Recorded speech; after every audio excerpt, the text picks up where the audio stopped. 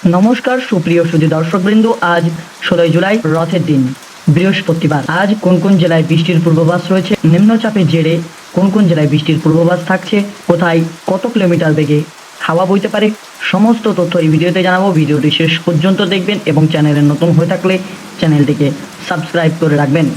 রথের দিনেও নিম্নচাপের থাবা, আকাশে কালো মেঘ করে যে কোনো মুহূর্তে দুর্যোগ।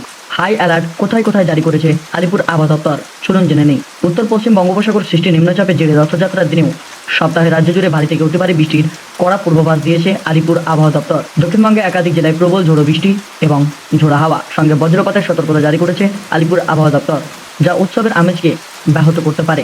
বাঙালির 12 মাসে 13 পার্বণ, আর সেই তালিকার অন্যতম এক বিশাল উৎসব হলো রথযাত্রা। রথের দড়িতে টান দেওয়ায় এবং মেলায় ঘুরে বেড়ানো আমাদের সাংস্কৃতিক এক অবিচ্ছেদ্য অংশ। তবে এবছর যেন সম্পূর্ণ ভিন্ন পরিকল্পনা রেখেছে। উৎসবের আগেই আকাশে ঢেকে গেছে কালো মেঘে। আলিপুর আবহাওয়া দপ্তর যে পূর্বাভাস দিয়েছে, উৎসবের আমেজ বেশ বড়সড় জল ঢেলে দিতে পারে এই আবহাওয়া। রথযাত্রায় এই শুভ দিনটি প্রবল বৃষ্টি এবং ঝোড়ো হাওয়ার সঙ্গে সারা দিন কাটতে পারে। রাজ্য জুড়ে বৃষ্টির তীব্রতা প্রবলভাবেই বজায় থাকবে, যা সাধারণত মানুষের আনন্দ উদযাপন বড়সড় বাধা হয়ে দাঁড়াতে পারে। হঠাৎ করে এই নিম্নচাপের প্রভাব, হঠাৎ করে আবার এক বিশাল পরিবর্তন কেন ঘটল তা নিয়ে অনেকেই বিস্মিত হয়ে আছে। বিশেষজ্ঞরা এর পেছনে বিশেষ বায়ুবাহী পরিবর্তনকে দায়ী করছেন। বঙ্গোপসাগরে উত্তর পশ্চিম দিকে একটি নিম্নচাপ অঞ্চল সংঘটিত হয়েছে। এর গভীর নিম্নচাপের শক্তিশালী প্রভাব সমুদ্র থেকে বিপুল পরিমাণে জলীয় বাষ্প সরাসরি মূল ভূখণ্ডে প্রবেশ করছে। এর প্রচুর পরিমাণ আর্দ্রতার মূলত বৃষ্টির মেঘলা আকাশ তৈরি করছে। আবহাওয়া বিজ্ঞানীদের মতে স্যাটেলাইট ইমেজ গভীরভাবে বিশেষ বিশ্লেষণ করার পরে 17 থেকে 18 জুলাই পর্যন্ত এই বৃষ্টি তুলনামূলকভাবে চলবে। দক্ষিণবঙ্গের বিভিন্ন জেলার আবহাওয়ার খবর। দক্ষিণবঙ্গে যেসব জেলাগুলিতে আজকে বৃষ্টির পূর্বাভাস রয়েছে চলুন দেখে নেওয়া যাক। বিশেষ করে আজ 16 জুলাই বৃহস্পতিবার পবিত্র রথযাত্রা দিনটিতে একাধিক জেলায় ভারী থেকে অতি ভারী বৃষ্টিপাতের পূর্বাভাস জারি করল আলিপুর আবহাওয়া দপ্তর। পূর্ব মেদিনীপুর, পশ্চিম মেদিনীপুর, ঝাড়গ্রাম, বাঁকুড়া, পুরুলিয়া এই জেলাগুলিতে কড়া হাই অ্যালার্ট জারি করা হয়েছে।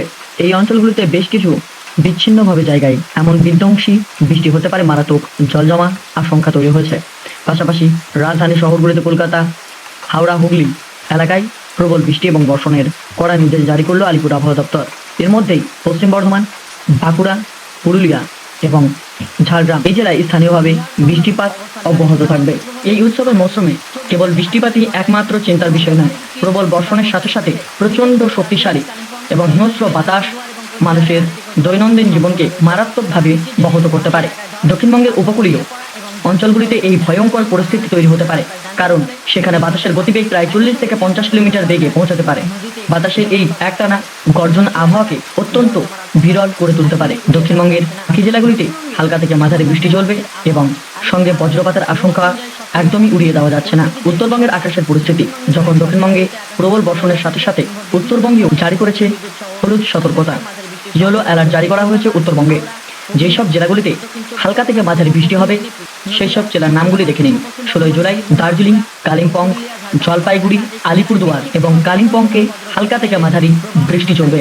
এর সাথে সাথে অত্যন্ত বজ্রপাত এবং বিদ্যুতের ঝলকানি এবং পাহাড়ি এলাকায় ধস নামার আশঙ্কা থাকছে। তাই এই বৃষ্টি আজ থেকে প্রায় 3 দিন পর্যন্ত চলতে পারে। তাই এই শোভাযাত্রায় যারাই বেরোবেন তাদের রেনকোট বা ছাতা নিশ্চয়ই সঙ্গে রাখবেন এবং সাবধানে থাকবেন। ধন্যবাদ। এই ছিল আজকের আবহাওয়া আপডেট। প্রতিদিনের আবহাওয়ার খবর পেতে আমাদের এই চ্যানেলটিকে সাবস্ক্রাইব করে রাখুন এবং কমেন্টে আপনাদের জেলার নামটি লিখে যেতে ভুলবেন না। ধন্যবাদ।